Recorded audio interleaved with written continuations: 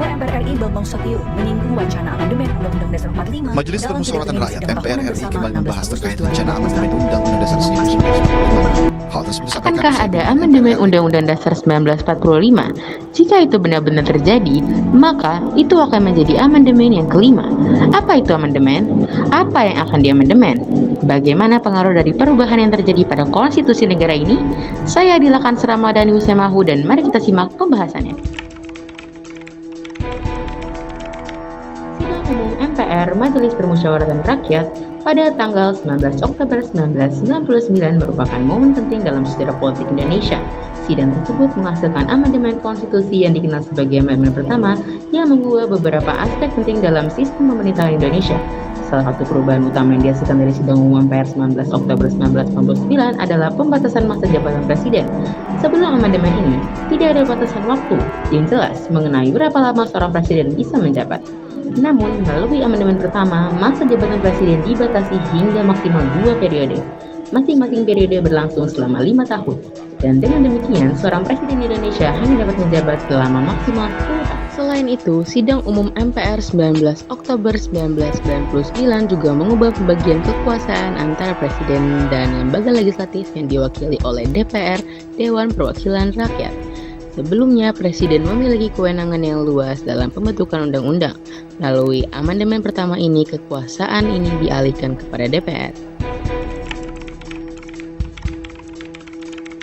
Sidang selanjutnya berlangsung pada 18 Agustus tahun 2000, merupakan momen penting dalam sejarah Indonesia.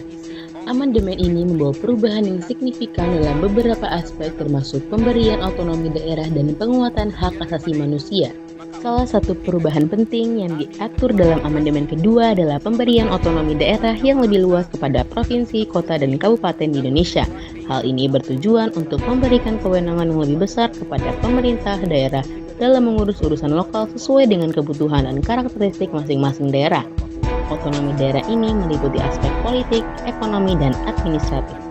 Selain itu, amandemen ini mengatur lebih lanjut mengenai NKRI sebagai negara kepulauan, perluasan jaminan konstitusional hak asasi manusia, sistem pertahanan dan keamanan negara, pemisahan struktur dan fungsi TNI dengan Polri, serta pengaturan bendera, bahasa, lambang negara, dan lagu kebangsaan. Sidang selanjutnya berlangsung pada tanggal 9 November tahun 2001, merupakan momen penting dalam sejarah politik Indonesia. Sidang ini menghasilkan beberapa hal. Yang pertama adalah MPR bukan lagi lembaga tertinggi. Yang kedua, presiden dipilih langsung oleh rakyat. Sebelum amandemen, presiden dipilih oleh MPR. Namun setelah amandemen, presiden dipilih oleh rakyat melalui pemilihan umum.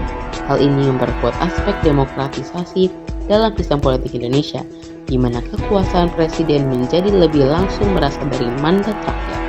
Selain itu, ada pun hasil lainnya seperti pembentukan Mahkamah Konstitusi atau MK, kehakiman di tangan Mahkamah Agung, dan pembentukan Komisi Yudisial. Perubahan-perubahan tersebut dalam amandemen ketiga ini memberikan dampak yang sangat signifikan dalam sistem politik dan lembaga-lembaga di Indonesia.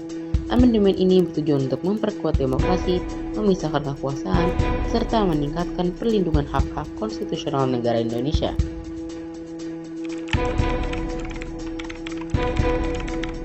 10 Agustus tahun 2002, hasil amandemen keempat Undang-Undang Dasar 1945 yang membawa sejumlah perubahan dalam sistem politik dan lembaga-lembaga negara di Indonesia. Seperti halnya, DPD dan DPR menjadi bagian dari MPR. Sebelum amandemen keempat, Dewan Perwakilan Rakyat merupakan satu lembaga yang terpisah dari MPR. Namun setelah amandemen, DPR dan Dewan Perwakilan Daerah menjadi bagian dari MPR. DPD merupakan lembaga perwakilan yang mewakili kepentingan daerah. Integrasi DPR dan DPD ke dalam MPR bertujuan untuk memperkuat peran daerah dalam proses pengambilan keputusan nasional. Selain itu, ada pun hasil lain seperti penghapusan Dewan Pertimbangan Agung dan penyelenggaraan ekonomi nasional. Amandemen keempat juga memperkuat peranan negara dalam penyelenggaraan ekonomi nasional. Pasal 33 Undang-Undang Dasar 1945 yang mengatur tentang ekonomi nasional direvisi untuk menegaskan bahwa negara memiliki peranan aktif dalam mengelola sumber daya alam dan usaha ekonomi untuk kesejahteraan rakyat. Hal ini menekankan pentingnya peran negara dalam mengendalikan dan mengatur sektor ekonomi untuk kepentingan nasional. Perubahan-perubahan dalam amandemen keempat bertujuan untuk memperkuat sistem politik dan lembaga-lembaga negara di Indonesia.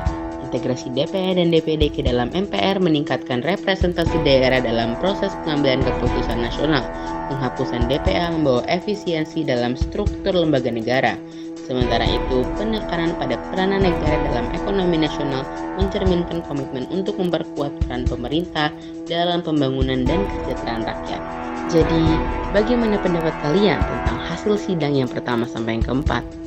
Jika kalian sudah memahami hasilnya dengan baik, maka dari itu, saya Adila Kansar Ramadhani Semahu pamit undur diri dan sampai jumpa.